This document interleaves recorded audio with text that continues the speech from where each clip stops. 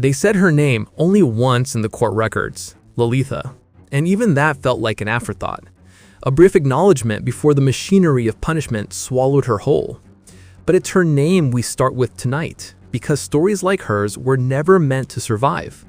They were meant to be erased by fear, by power, by the steady metallic rattle of chains that echoed through royal courtyards like a warning to every woman who dared to breathe beyond her assigned station. It's that sound, the sound of chains, that greets Lalitha as she's dragged across the red-dusted floor of the palace arena. Not shouting, not chaos. Chains. Rhythmic, cold, and almost ceremonial, as if the empire wanted her to hear the verdict long before it was spoken. The king isn't in a hurry. Cruelty rarely is. He watches from his raised platform, flanked by priests and ministers who pretend this is justice rather than theater. The paradox begins here.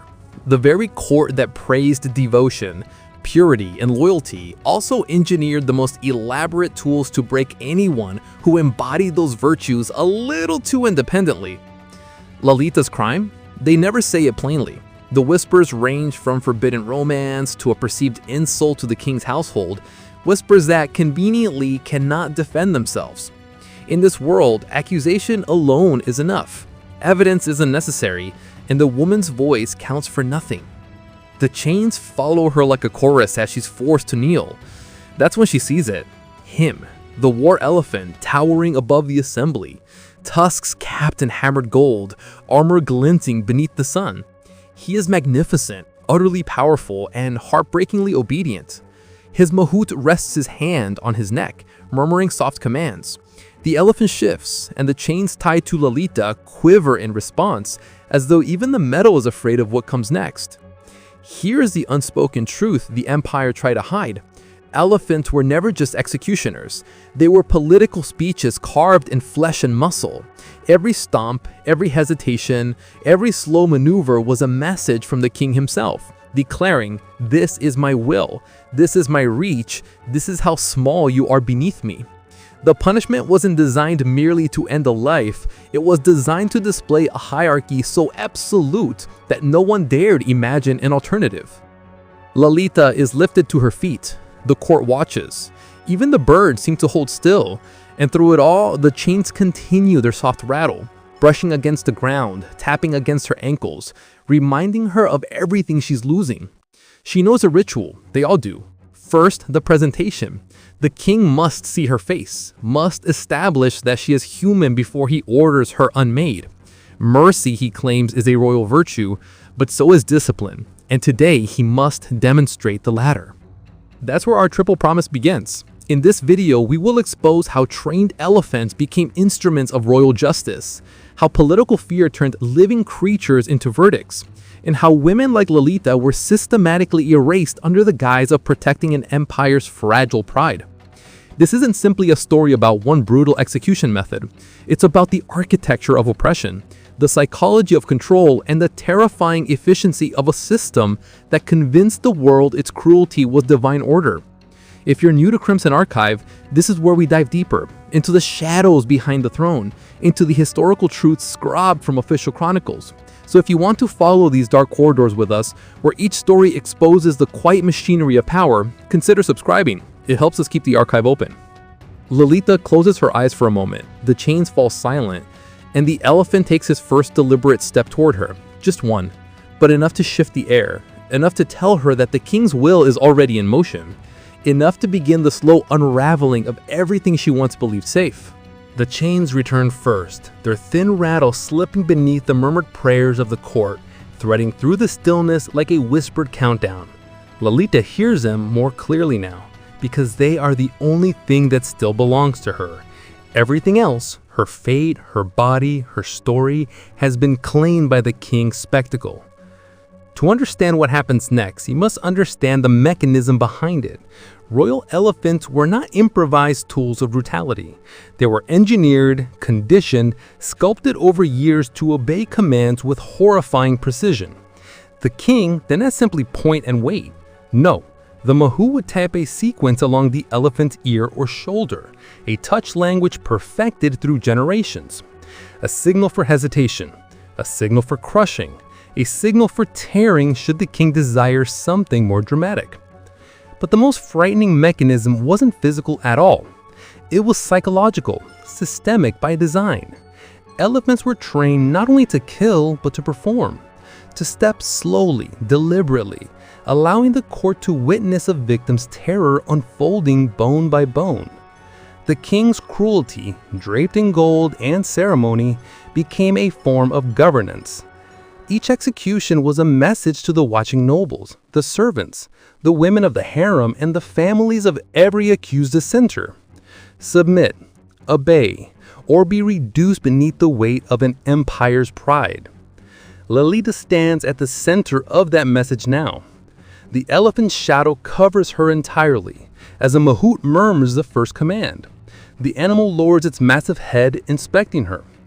Some historical accounts describe this hesitation as mercy. But no, mercy requires agency. What you're seeing is conditioning. The elephant pauses because it was trained to pause, to let the victim look into its dark, intelligent eyes and understand that the king has turned a living being into a verdict. And the chains keep whispering at Lolita's wrists. In many courts, the cruelty escalated depending on the accusation. For women tied to scandals within the palace, rumored affairs, disobedience, even the faintest perception of impropriety, the punishment was often slow, a symbolic purging meant to restore the king's image. First, a foot placed upon the thigh, pressure, controlled, enough to dislocate but not kill. The court would watch the victim convulse, and only when the king lifted his hand would the next command be given. Other kings preferred swiftness, especially when the accused came from political families. Hooks were sometimes fastened to the elephant's harness, a sudden jerk, and the limbs tore free, the body collapsing into the dust as the crowd gasped in rehearsed reverence. Swiftness in this context was strategic. A rival's daughter or wife removed without lingering sympathy. No long screams, no spectacle of endurance, just obliteration. So why is Lolita here? Why this method? Because the accusation against her does not matter. What matters is who is watching. The king needs to remind the ministers, the courtiers, the women inside the zenana that loyalty is not optional. And nothing communicates that message better than the steady rise and fall of an elephant's golden armor as it responds to the monarch's slightest gesture. We often think of punishment as reactionary, crime followed by consequence. But here the reality is inverted. The system created the crime. The system created the justification. The system created the silence that allowed it all to continue unchecked. And the chains deepen their rattle now, as Lolita is pulled beneath the elephant's raised foot, her breath trembling, her mind unraveling under the weight of fear. She's not simply facing death, she is facing erasure, the final act in a ritual meant to reshape the minds of everyone who stands witnessing her destruction. The mahout raises his arm, the elephant shifts, and the court leans forward, not in pity, but in expectation, as the king prepares to give the command that will turn Lolita into another cautionary tale carved into the empire's memory. The chains speak before anyone else does. Soft, trembling, metallic. Lolita hears them as if they're trying to remind her she's still alive, even as the court around her waits for her to become something else entirely. And it's in this liminal space, between the king's raised hand and the elephant's trained obedience, that the true horror of the system reveals itself. Not in the violence itself, but in the anticipation the palace has perfected into an art form. Because what happens next is never just an execution. It's an aftermath engineered long before the victim enters the courtyard. The king lowers his hand slightly, a signal. Not for crushing, not for tearing, but for restraint. A calculated choice. And suddenly, the elephant's foot stops mid-descent, hovering just above Lolita's bound form, close enough for her to feel the shift of air, close enough for the court to imagine the outcome, close enough for her fear to become a visible instrument of control. That pause is the empire's real tool. A performance of power that leaves no blood on the ground, yet scars every witness. This moment, this suspended judgment, serves as a lesson sharper than any weapon. The message ripples across the silent onlookers. The king can decide at any second who lives and who vanishes beneath his will. The chains rattle once, like a breath caught in metal. Many historical accounts reveal that rulers often chose such moments to reshape the punishment entirely, turning a near execution into something far more psychologically enduring. A woman spared at the last second was not saved. She was transformed into a story meant to haunt every corridor of the palace. A reminder that obedience was not just expected, but inspected. Every word, every glance, every rumor carrying the weight of consequences the court had already imagined vividly. And Lalita becomes part of that machinery. With the elephant still poised above her, the king speaks. His voice is calm, measured, almost bored. He announces that treason within the household must be cut out at the root, that disloyalty, real or rumored, cannot be tolerated. Yet he pauses, a long theatrical silence, allowing the idea of mercy to drift through the assembly like incense. It's a manipulative contrast, brutality shadowed by benevolence, all of it curated to increase the monarchy's mystique. Then, in a twist no one expects, not even the ministers trained to predict the court's cruelty, he orders the elephant to step back. Not because Lalita's innocent, not because he recognizes her humanity, but because granting her life in this moment gives him something far more valuable than her death, a living testament to fear. The mahout taps a coded pattern along the elephant's ear, guiding the animal away.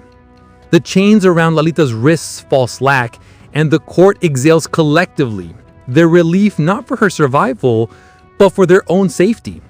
The king's unpredictability is the true punishment here, reminding them all that they too exist at the edge of his whims. But the shock isn't over, not even close. As Lalita is lifted from the dust, barely conscious, believing she has escaped, the king decrees a new sentence. She is not to be executed. She is to be publicly paraded through the city with the chains still on, labeled a traitor, her story rewritten to serve the palace. In some historical parallels, this was considered a fate worse than execution because a controlled narrative could follow a person longer than any wound.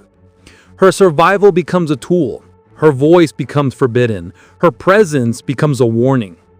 And then comes the true unpredictable twist. Several women from the palace, women who witnessed the ritual and saw their own reflection in her terror, begin to circulate whispers. Not of her guilt, but of the king's growing paranoia, of punishments that no longer serve justice, only insecurity. These whispers travel through kitchens, washing courtyards, temple gatherings.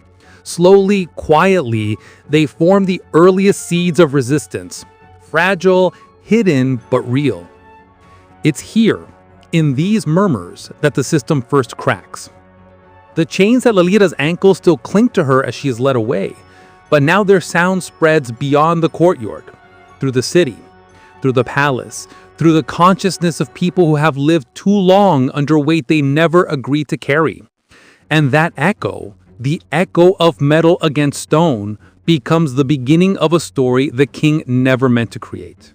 The chains linger long after Lalita disappears from the courtyard, an echo sliding through the palace corridors, clinking softly against stone as guards reposition, as servants resume their quiet routines, as ministers pretend they never flinch at the king's unpredictability. That sound becomes the empire's unspoken confession, because cruelty, once displayed, writes itself into the architecture. Lalita is taken to the edge of the city, not as a freed woman, but as a symbol. The king's decree ensures every household sees her escorted through the streets, wrists bound and gaze lowered. Yet something has shifted. People who once looked away now stare too long. Women who kept their voices locked behind their teeth now whisper her name into the folds of their sari cloth. And children, too young to understand politics, but old enough to sense injustice, asked their mothers why the elephants stopped. The chains answer them before anyone else can. History often records a spectacle of punishment, but rarely the echo left behind. And that echo, the soft metallic shiver that trails Lalita wherever she walks, begins seeping into the city's imagination. It becomes a quiet rebellion, a reminder that power can terrify, but it can also overplay its hand. For every ruler who used elephants to crush bodies, there were countless witnesses whose minds refused to be crushed with them. The palace never understood that psychological cruelty has a half-life. It doesn't stay contained, it spreads, it mutates, it plants seeds of doubt in the very soil an empire stands on. Weeks later, rumors stir that Lalita has vanished. Some say she fled to a distant village. Others swear she was taken in by a sect of women who sheltered those scapegoated by royal courts. And the few, just a few, claim she remained in the city's underbelly, living quietly, unknowingly becoming a ghost story kings feared but commoners cherished. Because a survivor of royal punishment was the one thing the system could never completely silence. What's undeniable is this: her story traveled, and with it traveled a question, one the empire could never answer cleanly. If justice is truly divine, why must it be performed with such spectacle, such dread, such calculated humiliation? That question lingered like smoke. Centuries later, as we examine records of these punishments, documents written with trembling hands, temple carvings glossed with omission, foreign accounts shocked by the empire's theatrical cruelty, we find the pattern repeating itself across history. Whenever a ruler felt threatened, the punishment of women became sharper, louder, more public. When a system begins to crack, it lashes out at those easiest to blame. And today, even if war elephants no longer kneel beneath gilded armor, the mechanism persists. The surveillance, the suspicion, the rewriting of stories to maintain a fragile order. Every society developed its own version of the chains, sometimes literal, sometimes invisible, always rattling quietly beneath the surface. So the question I leave you with tonight, as the chains settle into silence, is this: which parts of our world are still teaching obedience through fear? And which voices, like Lalita's, are we in danger of erasing before we ever hear them? Take a breath here. Let the quiet sit with you.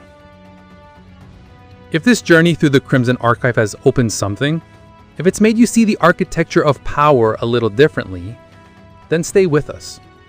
There are more forgotten stories, more hidden systems, more echoes waiting to be uncovered. Subscribe so you don't miss a next descent into the shadows. And as always, listen closely. Sometimes the past isn't gone. Sometimes it just sounds like chains.